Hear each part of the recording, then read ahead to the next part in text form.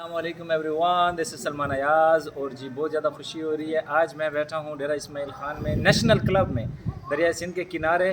اور آج میں اپنے یونیورسٹی کے جو ہماری شیطانی کے ادوار تھے وہاں کے ایک ہمارے دوست ہیں جن کا نام ہے صدام.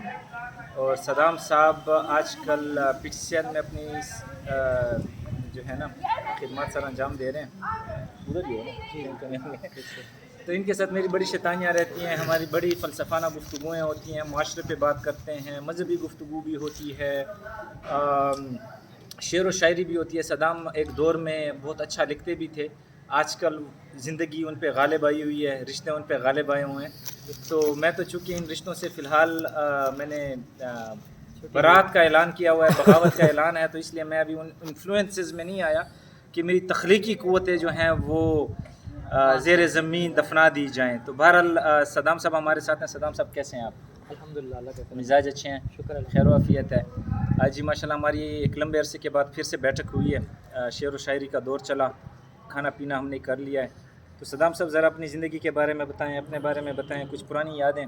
صدام کی ایک نظم، صدام سے پوچھنے سے پہلے میں بولتا تھوڑا زیادہ ہوں، تو صدام کی جو نظم ہے ایک وہ میں آپ کے ساتھ شیئر کر دیتا ہوں، اور جہاں مجھے بھولے گی تو وہ صدام مجھے یاد دلا دے گا. ہم گومل یونیورسٹی میں بس میں جا رہے تھے تو صدام نے میرے کان میں سرگوشی کرتے ہوئے یہ نظم مجھے سنائی تھی. اور اس کے پیچھے ان کی میچیورٹی تھاٹس کی دیکھیے گا. اور ایک اور ہے ان کے پاس جو بڑا خوبصورت خزانہ ہے جس کی وجہ سے یہ ویڈیو بن رہی ہے، اور میں چاہ رہا ہوں کہ یہ سوشل میڈیا پہ آئے اور ریکارڈ کا ایک حصہ بنے. آپ لوگ لائک کرتے ہیں، سبسکرائب کرتے ہیں، شیئر کرتے ہیں، نہیں کرتے، لیکن وہ چیز سوشل میڈیا پہ آ جائے، ٹھیک ہے جی، ریکارڈ کا حصہ بن جائے، تو ہمارے بچے نسلیں جو ہیں نا وہ پھر دیکھیں گی کہ صدام کی کیا حرکتیں تھیں بچپن میں جو انہوں نے لکھا ہے اس وقت میں. بہرحال تو اے میرے ارض وطن کے تنہا مجاہد دیکھو، اے میری قوم کے تنہا، اے میری قوم کے، اے میری بکھری ہوئی قوم کے قائد دیکھو. لہو لہو ہے تیرے خواب کی تعبیر یہاں، بہت دھندلا گئی ہے امن کی تصویر یہاں. دین کے نام پہ نسل اجاڑتا مسلم، ننھے پھولوں کے جنازے نکالتا مسلم. جب کسی زینب لاچار کے سر سے ردا جائے، پھر جلتے ہوئے خیمے سے فقط ایک صدا آئے کہ اے میرے ارض وطن کے تنہا مجاہد دیکھو، اے میری بکھری ہوئی قوم کے قائد دیکھو. کوئی غلطی کی ہے تو وہ بھی بتائیں قائد سے. قائد تو ایک ہی تھے جی اس میں آپ ایک میرے خیال سے مصرع مس کر گئے ہیں جی. کہ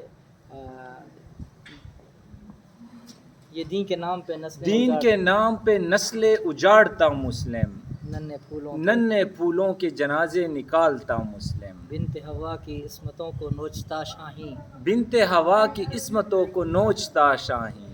جانے کس طرز ہے کس طور سوچتا شاہین، جانے کس طرز ہے کس طور سوچتا شاہین. جب کسی زینب لاچار کے سر سے ردا جائے، کسی جلتے ہوئے خیمے سے فقط ایک صدا آئے، اے میری بکھری، میرے ارض وطن کے تنہا مجاہد دیکھو، اے میری بکھری ہوئی قوم کے قائد دیکھو. کیا کہنا. تو یہ تو امید ہے آپ تک پہنچ چکی ہے. اس کے علاوہ ایک اور جو انہوں نے ہمیں نہیں سنائی، اور آج چونکہ کھانا کھانے کے بعد مرد زیادہ بہتر طریقے سے سوچ سکتا ہے، تو انہوں نے ایک اور تحفہ ہم سے شیئر کیا. تو میں چاہوں گا کہ تھوڑی اونچی آواز میں اگر وہ بھی ہو جائے تاکہ وہ بھی ریکارڈ کا حصہ بن جائے. صدام صاحب پلیز. جی، یہ گومل یونیورسٹی کے کمپٹیشن کے لیے لکھی تھی کہ زلف جانا کے سوا اور جہاں ہو کوئی، زلف جانا کے سوا اور جہاں ہو کوئی، اب تو حسرت ہے کہ اپنا بھی مکاں ہو کوئی. اور چلو زی شم کہ اب تو کوچہ جانا سے چلو، کہ تم بھی لشکر ایماں کی اسی راہ پہ چلو، جہاں پہ بدر کا سا اب بھی سما ہو کوئی، اب تو حسرت ہے کہ اپنا بھی مکاں ہو کوئی.